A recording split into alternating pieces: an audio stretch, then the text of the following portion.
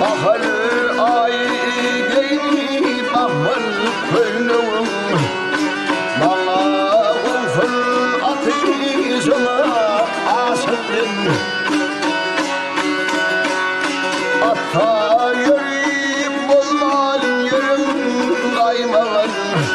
evvel adımın bakışına asıldım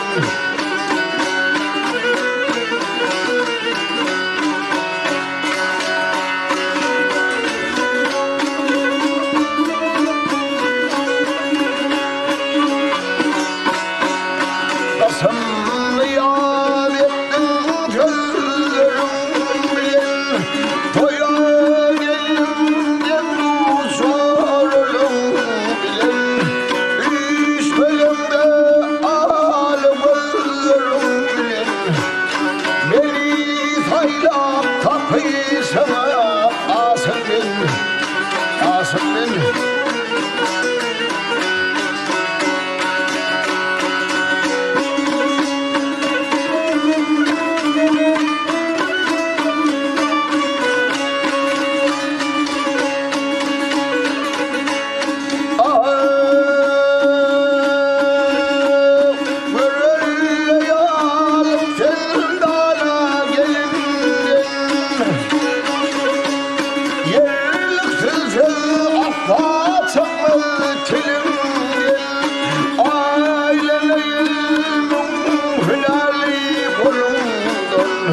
Kelim keste